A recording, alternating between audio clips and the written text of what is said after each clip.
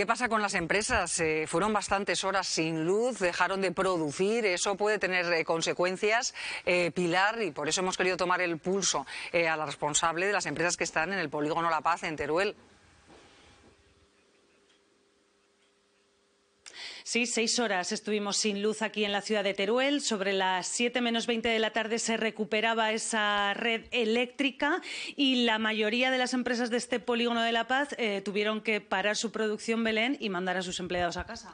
Hola, buenos días. Pues sí, como dices, la mayoría tuvieron que parar la producción pues debido al caos que se formalizó a partir del apagón. Desde el primer minuto, pues en cuanto se fue la luz, empezaron a llamar rápidamente, todo el mundo se colapsaba, el teléfono no funcionaba, las redes. En principio fue un poco caótico. Yo sí que conseguí hablar con Endesa, con el contacto directo que tengo aquí en Teruel, y en principio me comunicaba que solamente afectaba a Teruel Capital. Pero luego ya conforme iban llegando las noticias, pues había más incertidumbre y pues un poco de problemas en general. ¿Qué consecuencias económicas puede tener para las empresas turolenses ese apagón de 6 horas? A ver, las consecuencias pueden ser graves. Es verdad que en este momento no tenemos aún datos oficiales porque sí que hemos pasado pues un cuestionario preguntando a ver qué pérdidas habían tenido, si nos podían comunicar a ver qué incidencias habían tenido en alguna fábrica. Como decías, paralizaron prácticamente toda la producción, pues bueno, las líneas de producción lo van a notar mucho en empresas más grandes y entiendo que económicamente lo van a sufrir. Pero datos reales como tal ahora mismo tampoco podemos dar porque no los tenemos oficialmente. Nos hemos preguntado si a lo mejor los polígonos industriales podrían crear su propia isla eléctrica, porque sí que es verdad que muchas empresas se han dotado de placas solares, en otro tipo de energías como aerogeneradores. Sí. Pero si están conectadas a la red eléctrica no podían autoabastecerse. La realidad es así. Entonces es verdad que esta mañana se nos planteaba este problema. Hemos hablado con varios asociados y nos llamaba un poco la atención. Muchas de las empresas de aquí instaladas tienen las placas fotovoltaicas, pero claro, como no tienen las baterías acumulables, esa red que vierten no les beneficia porque tienen que ir a través de la red eléctrica. Entonces yo creo que hay un poco de, no sé, alguna cosa que no lo tenemos muy claro. Entonces, bueno, pues tenemos que hacer de alguna forma para que si existe esa fotovoltaica, luego en este caso con problemas que puedan ocurrir como el apagón, puedan seguir con la producción de manera normal. Entonces, no sé, yo creo que en ese sentido nos tendrían que dar una información más detallada y el por qué, si las empresas tienen las fotovoltaicas y no tienen la batería, pues no pueden utilizarla. Entonces, bueno, pues creemos que es un problema añadido. Gracias por habernos atendido. Como decíamos, en esta jornada de martes la actividad ha vuelto prácticamente a la normalidad y la mayoría de las empresas ya estaban trabajando.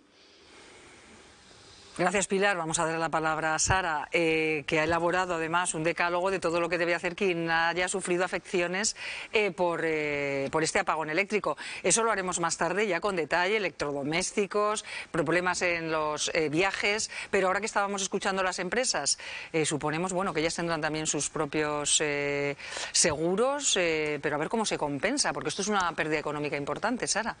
Sí, Miriam, aquí la cuestión, y volvemos al inicio de la importancia de la información, porque es la única medicina que tenemos contra la incertidumbre que se creó ayer, es determinar el origen. Que cierto es que nos han eliminado la opción del ciberataque y todos estamos ya más relajados, pero claro, si no sabemos qué es lo que originó ese apagón, no vamos a saber quién es el responsable y por tanto qué vamos a poder reclamar.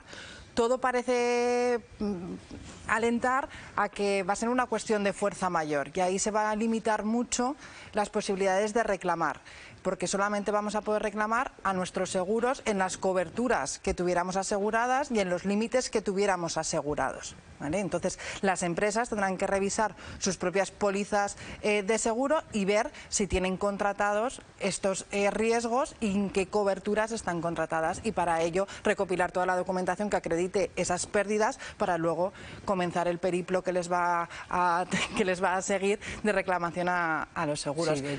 Pero claro, si vemos que se declara esa causa de fuerza mayor, las reclamaciones frente a red eléctrica o a nuestra propia empresa suministradora suministradoras se van a ver abocadas al fracaso porque ya no es competencia de ellas en caso de fuerza mayor. Bueno, pues enseguida vemos que, repito, ha establecido ese decálogo, ¿no?, o esos consejos o esa hoja de ruta a seguir para quien haya sufrido afecciones por este apagón. Eso enseguida lo conoceremos con nuestra abogada Sara en plató, pero antes, que nos vamos a ir enseguida a Delicias y a Atocha, estamos viendo el caos ferroviario, quizás el mayor problema que se ha producido en este apagón, y todo se debe, Jesús, a que depende de la red eléctrica, claro, está electrificado. Quizá no haya un sector más dependiente en España de la electricidad que el ferroviario.